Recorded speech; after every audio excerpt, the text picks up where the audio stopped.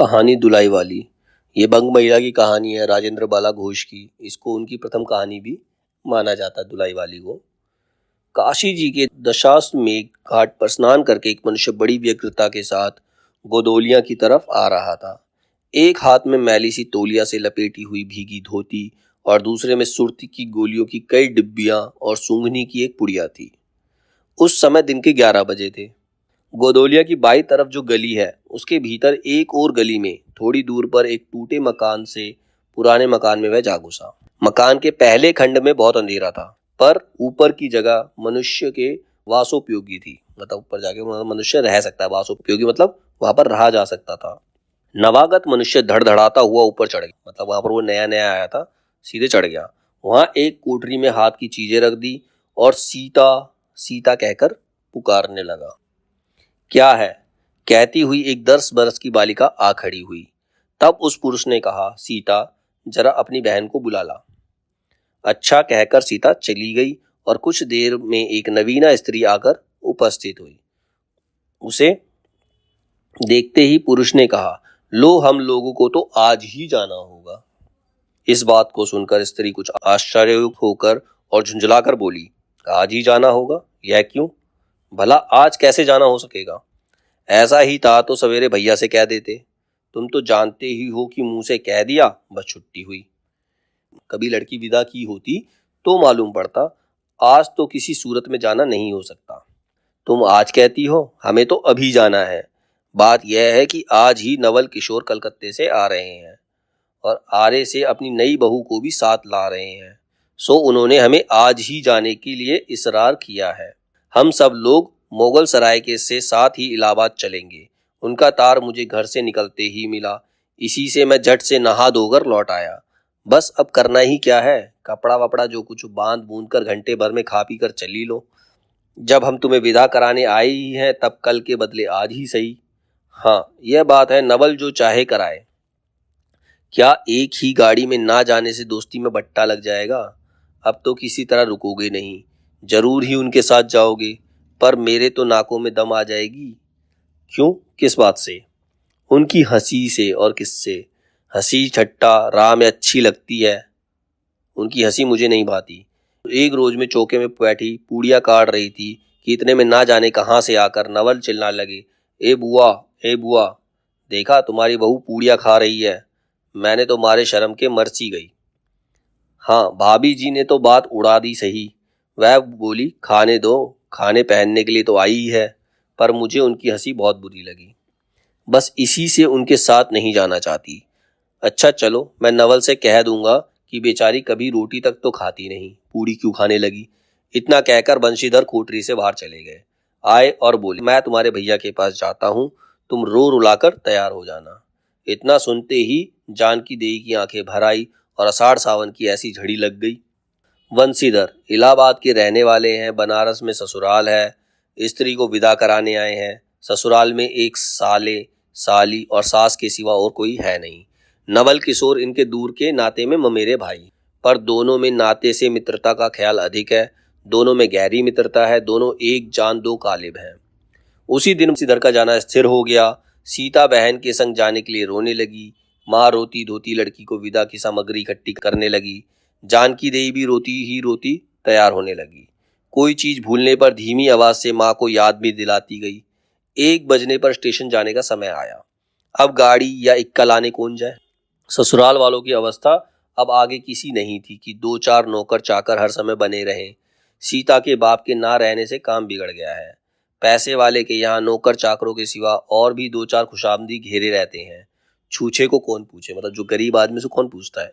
एक कहारिन है, सो भी इस समय कहीं गई है।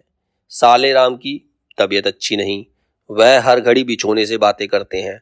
तिस पर भी आप कहने लगे, मैं ही धीरे धीरे जाकर कोई सवारी ले आता हूँ, नजदीक तो है। वंशीधर बोले, नहीं नहीं, तुम क्यों तकलीफ करोगे, मैं ही जाता हूँ। जाते जाते वंशीधर विचारने लगे कि इक्के की सवारी तो भले घर की स्त्रियों को बैठने लायक नहीं होती, क्योंकि एक तो उतने ऊंचे पर चढ़ना पड़ता है, दूसरे पराये पुरुष के संग एक साथ बैठना पड़ता है। मैं एक पालक की गाड़ी ही कर लूं, उसमें सब तरह का आराम रहता है। पर जब गाड़ी वालों ने 1.5 रुपया किराया मांगा, तब वंशीधर ने मन में कहा, चलो इक्का ही सही है, पहुंचने से काम। कुछ नवल किशोर तो यहाँ साथ है नहीं, इलाहाबाद में देखा जाएगा। वंशीधर इक्का ले आए और जो कुछ असबाब था इक्के पर रखकर, मतलब जो भी सामान था इक्के पर रखकर आप भी बैठ गए। जानकी देवी बड़ी विकलता से रोती हुई इक्के पर जा बैठी, पर इस अस्थिर संसार में स्थिरता कहाँ, यहाँ कुछ भी स्थिर नहीं। इक्का जैसे जैसे आगे बढ़ता गया वैसे ही वैसे जानकी की रुलाई भी कम होती गई। सिकरौल के स्टेशन के पास पहुंचते पहुंचते जानकी अपनी आंखें अच्छी तरह से पहुंच चुकी थी। दोनों चुपचाप चले जा रहे थे कि अचानक वंशीधर की नजर अपनी धोती पर पड़ी और अरे एक बात तो हम भूल ही गए कहकर पछतावा से उठे। इक्के वाले के कान बचाकर जानकी ने पूछा, क्या हुआ, क्या कोई जरूरी चीज भूला है? नहीं, एक देसी धोती पहन कर आना था, सो भूल कर विलायती ही पहन आए। नवल कट्टर स्वदेशी हुए ना, वह बंगालियों से भी बढ़ गए हैं। देखेंगे दो चार सुनाए बिना नहीं रहेंगे। और बात भी ठीक है, नाहक विलायती चीजें मोल लेकर क्यों रुपए की बर्बादी की जाए, देसी लेने से भी दाम लगेगा, सही रहेगा तो देश में ही। जानकी जरा बोहे टेढ़ी करके बोली, धोती तो धोती, पहनने से काम क्या यह बुरी है? इतने में स्टेशन के कुलियों ने आ घेरा। वंशीधर एक कुली करके चले। इतने में इक्के वाले ने कहा, इधर से टिकट लेते जाइए, पुल के उस पार तो ड्योढ़े दर्जे का टिकट मिलता है। वंशीधर फिर बोले, अगर ड्योढ़े दर्जे का ही टिकट लूं तो? इक्के वाला चुप हो गया। इक्के की सवारी देखकर इसने ऐसा कहा। ये कहते हुए वंशीधर आगे बढ़े। यथा समय रेल पर बैठकर वंशीधर राजघाट पार करके मुगल सराय पहुंचे। वहां पर पुल लांघकर दूसरे प्लेटफॉर्म पर जा बैठे। आप नवल से मिलने की खुशी में प्लेटफॉर्म की इस छोर से उस छोर तक टहलते रहे। देखते देखते गाड़ी का धुआं दिखलाई पड़ा। मुसाफिर अपनी गठरी संभालने लगे। रेल देवी भी अपनी चाल धीमी करती हुई गंभीरता से आ खड़ी हुई। वंशीधर एक बार चलती गाड़ी में शुरू से आखिर तक देखा है, पर नवल का कहीं पता नहीं। वंशीधर फिर सब गाड़ियों को दोहरा गए, तेरा गए, भीतर घुस घुस कर एक एक डिब्बे को देखा, किंतु नवल नहीं मिले। अंत को आप खिजला उठे और सोचने लगे कि मुझे तो वैसी चिट्ठी लिखी और आप नहीं आया, मुझे अच्छा उल्लू बनाया। अच्छा जाएंगे कहाँ, भेंट होने पर समझा लूंगा। सबसे अधिक सोच तो इस बात का था कि जानकी सुनेगी तो ताने पे ताना मारेगी, पर अब सोचने का समय नहीं। रेल की बात ठहरी। वंशीधर झट गए और जानकी को लाकर जनानी गाड़ी में बिठाया। वह पूछने लगी, नवल की बहू कहाँ है? वह नहीं आए, कोई अटकाव हो गया कहकर आप बगल वाले कमरे में जा बैठे। टिकट तो ड्योढ़े का था, पर ड्योढ़े दर्जे का कमरा कलकत्ते से आने वाले मुसाफिरों से भरा था, इसीलिए तीसरे ही दर्जे में बैठना पड़ा। जिस गाड़ी में वंशीधर बैठे थे उसके सब कमरों को में मिलाकर कुल 10 ही 12 स्त्री पुरुष थे। समय पर गाड़ी छूटी। नवल की बातें और ना जाने क्या अगड़ बगड़ सोचते सोचते गाड़ी कई स्टेशन पार करके मिर्जापुर पहुंची। मिर्जापुर में पेट राम की शिकायत शुरू हुई। पेट में गड़बड़ हो गई। उसने सुझाया कि इलाहाबाद पहुंचने में अभी देरी है, चलने के झंझट में अच्छी तरह उनकी पूजा किए बिना ही बंशीधर ने बनारस छोड़ा था। इसीलिए आप झट प्लेटफॉर्म पर उतरे और पानी के बम्बे के साथ हाथ मुंह धोकर एक खोमचे वाले से थोड़ी सी ताजी पूड़ियाँ और मिठाई लेकर निराले में बैठ आपने उन्हें ठिकाने पहुंचाया। तक खाने लगे। पीछे से जानकी की सुध आई। सोचा कि पहले पूछ ले, तब कुछ मोल लेंगे, क्योंकि स्त्रियां नटखट होती हैं, वे रेल पर खाना नहीं पसंद करती। पूछने पर वही बात हुई। तब वंशीधर लौटकर अपने कमरे में आ बैठे। यदि वे चाहते तो इस समय ड्योढ़े में बैठ जाते, क्योंकि अब भीड़ कम हो गई थी, पर उन्होंने कहा थोड़ी देर के लिए कौन बखेड़ा करे। वंशीधर अपने कमरे में बैठा तो दो एक मुसाफिर अधिक दीख पड़े। आगे वाले में से एक उतर भी गया। जो लोग थे अब तीसरे ही दर्जे के योग्य ही जान पड़ते थे। अधिक सभ्य कोई थे तो वंशीधर ही थे। उनके कमरे के पास वाली जगह में एक भले घर की स्त्री बैठी थी। वह बेचारी सिर से पैर तक ओढ़े, सिर झुकाए, एक हाथ लंबा घूंघट काढ़े, कपड़े की गठरी सी बनी बैठी थी। वंशीधर ने सोचा इनके संग वाले भद्र पुरुष के आने पर उनके साथ बातचीत करके समय बिताएंगे। एक दो करके तीसरी घंटी बजी। तब वह स्त्री कुछ अचकचा कर बोली, थोड़ा सा मुंह खोल। जंगले के बाहर देखने लगी। जो ही गाड़ी छूटी वह मानो कांप सी उठी। रेल का देना लेना तो हो ही गया था, अब उसको किसी की क्या परवाह। अपनी स्वाभाविक गति से चलने लगी। प्लेटफॉर्म पर भीड़ भी नहीं थी, केवल दो चार आदमी रेल की अंतिम विदाई तक खड़े थे। जब तक स्टेशन दिखलाई दिया तब तक वह बाहर ही देखती रही, फिर अस्पष्ट स्वर से रोने लगी। उस कमरे में 3-4 प्रौढ़ा ग्रामीण स्त्रियां भी थी, मतलब बूढ़ी स्त्रियां थी। वो आपस में बात करने लगी, उससे पूछने लगी क्या हुआ, कैसे हुआ। अब वो अजीब अजीब सी बातें करने लगी। अब इस तरह की बेसिर पैर की बातें सुनते सुनते वंशीधर ऊब उठे। तब वह उन स्त्रियों से कहने लगे, तुम तो नाहक उन्हें और भी डरा रही हो। जरूर इलाहाबाद तार गया होगा और दूसरी गाड़ी से भी वहां पहुंच गए होंगे। मैं भी इलाहाबाद ही जा रहा हूँ, मेरे संग भी स्त्रियां हैं जो ऐसी ही हैं, तो दूसरी गाड़ी के आने तक मैं स्टेशन पर ठहरा रहूंगा। तुम लोगों में से कोई प्रयाग उतरे तो थोड़ी देर के लिए स्टेशन पर ठहर जाना। इनको अकेले छोड़ देना सही नहीं है। यदि पता मालूम हो जाएगा तो मैं इनके ठहरने के स्थान तक पहुंचा भी दूंगा। वंशीधर की इन बातों से उन स्त्रियों की वाक्य धारा दूसरी ओर बह चली। हाँ, यह बात तो आप भली कही। अब वो उससे मानने लगी। मतलब उन्होंने कहा, हाँ तुम सही कह रहे हो। कोई कोई उस बेचारी को सहारा मिलते देख खुश हुए और कोई कोई नाराज भी हुए। क्यों, सो मैं आपसे नहीं बतला सकते।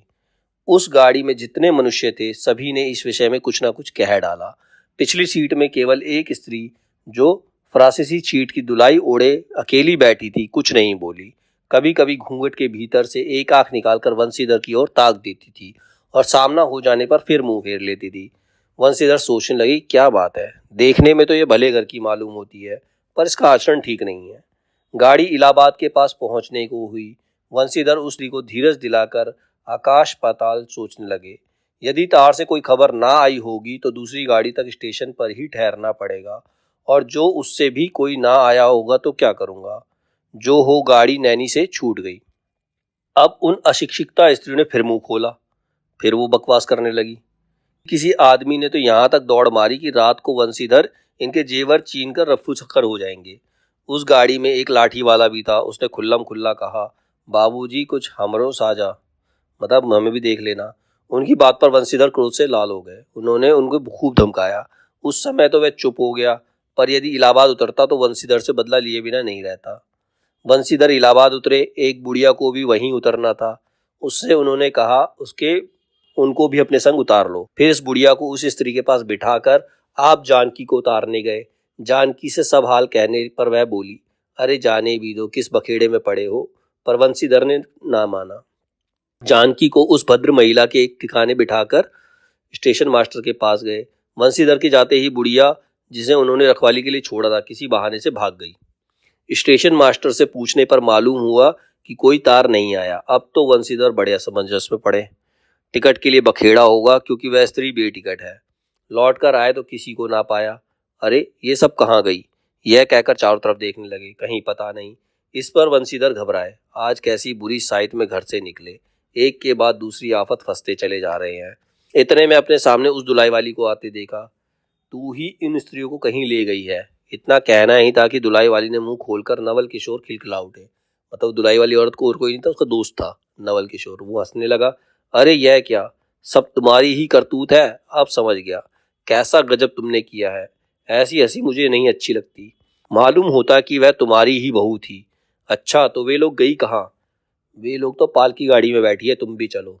नहीं, मैं सब हाल सुन लूंगा तब चलूंगा। हाँ ये तो कहो, तुम मिर्जापुर में कहाँ से आ निकले। मिर्जापुर नहीं, मैं तो कलकत्ते से, बल्कि मुगल सराय से तुम्हारे साथ चला आ रहा हूँ। तुम जब मुगल सराय में मेरे लिए चक्कर लगाते थे, मैं ड्योढ़े दर्जे में ऊपर वाले बेंच पर लेटा तुम्हारा तमाशा देख रहा था। फिर मिर्जापुर में तुम पेट के धंधे में लगे तो मैं तुम्हारे पास से निकल गया, परंतु तुमने नहीं देखा।